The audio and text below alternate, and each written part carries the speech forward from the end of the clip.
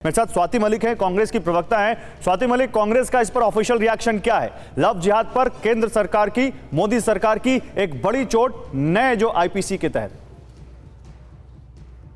देखिए, जो जितने बदलाव अभी आईपीसी में, वही जो मदन सर कह रहे थे कि अभी तो बहुत समय लगेगा सबको ये पढ़ने में कि बदला भी क्या क्या है इसमें। इतने 3 नए एक्ट लाना और उनके ऑल्दो नाम हिंदी में है लेकिन लिखा अंग्रेजी में ही है अंदर, लेकिन वो इतने बदलाव लाना और ये कहना कि सिर्फ लव जिहाद पे ये इम्प्लीमेंट होगा। देखिए जो नहीं स्वाति, एक बार फिर से क्लियर कर दो, शायद आपको और हमारे दर्शकों को थोड़ी सी कंफ्यूजन है।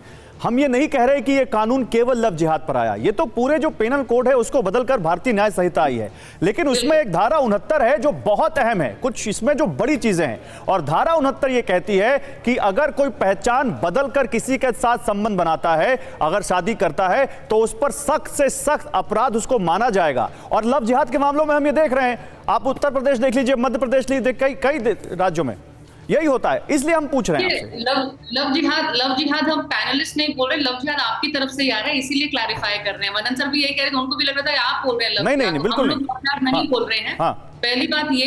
दूसरी बात, जो इसमें लिखा गया है, अगर उसी को साफ नियत से इम्प्लीमेंट करें तो अलग बात है। ये कानून मिसयूज भी हो सकता है, ये मिसयूज भी हो सकता है और वो ही नहीं होना चाहिए। जो लिखा है उसको सही नियत से अगर इम्प्लीमेंट करें तो जो किसी शादी कर लेगा उसको अगर आप 7 साल की सजा देंगे, या शादी नहीं करेगा उसको 7 साल की सजा देंगे, ये कहीं ना कहीं कानूनी तरीके से देखा जाए तो थोड़ा सा मुश्किल सा, अनस्टेबल सा लग रहा है इस वक्त। लेकिन अगर आप राजनीतिक तरीके से देखें तो ये देखना बड़ा आसान है जो उन्होंने अभी बदलाव लाए हैं, जो अमेंडमेंट इसमें इंट्रोड्यूस की है, लेकिन उसकी इम्प्लीमेंटेशन कितनी होती है और कितनी साफ नियत से होती है वो देखना पड़ेगा। हमें देखना होगा कि ये कानून सिर्फ और सिर्फ एक किसी के खिलाफ नहीं होना चाहिए, ये कानून सबके लिए बराबर होना चाहिए। अगर आप सिर्फ, और इसमें सिर्फ अपनी पहचान छिपाने का नहीं, जो दूसरे भी हैं, किसी को नौकरी के लिए या किसी को और धोखाधड़ी झांसे में लेके उसके शादी का उसको वादा करें, फिर शादी ना करें, ये वैसे भी एग्जिस्ट कर ही रहा था, ये हो रहा था। लेकिन इसको हम लोग उसको या तो रेप में जा रहा था या किसी और 420 में जा रहा था, उसके लिए स्पेसिफिक आपने अभी ये जो सब लाए हैं प्राविधान, ये लाना अच्छी बात है। किस नियत से लाए हैं आप कह रही हैं कि नियत अच्छी है, लाना है, लेकिन उसका इम्प्लीमेंटेशन कैसे होगा ये भी देखना होगा। ठीक है, आप सही कह रही हैं। मेरे पास साथ अभी वो नियत, वो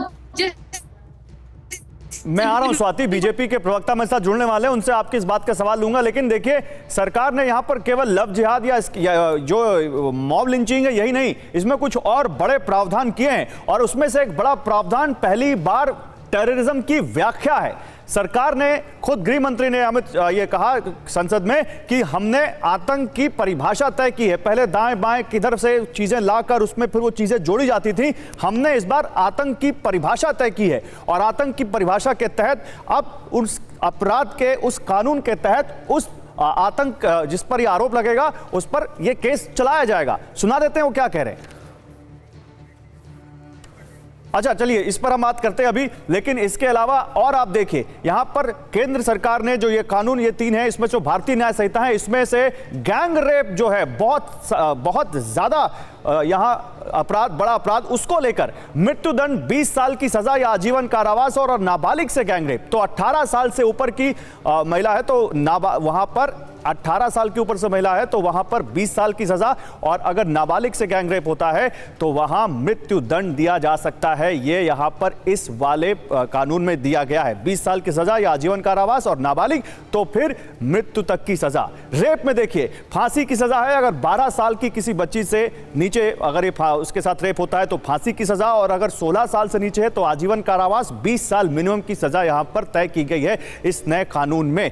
मैरिटल रेप में इसमें एक चीज और जोड़ी गई है, और वो रेप वाले क्लॉज में एक चीज ये जोड़ी गई है कि बालिग पत्नी से अगर पत्नी संबंध बनाता है तो फिर वो रेप नहीं होगा, और इस पर एक विवाद हो सकता है। देखते हैं इस पर कानून के जानकार क्या कहते हैं, वो उनका इस पर क्या कहना है। लेकिन एक धारा इसमें यह भी जोड़ी गई है।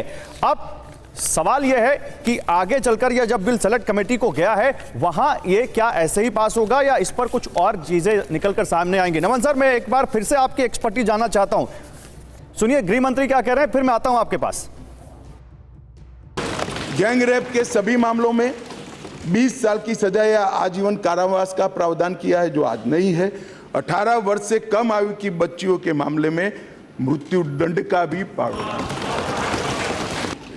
यौन हिंसा के मामले में पीड़िता का बयान कंपलसरी कर दिया गया है और यौन उत्पीड़न के मामले में बयान का वीडियो रिकॉर्डिंग भी अब कंपलसरी कर दिया गया है। मान्यवर पुलिस को 90 दिन में जिसने फरियाद की है इसका स्टेटस देना हमने कंपलसरी कर दिया है।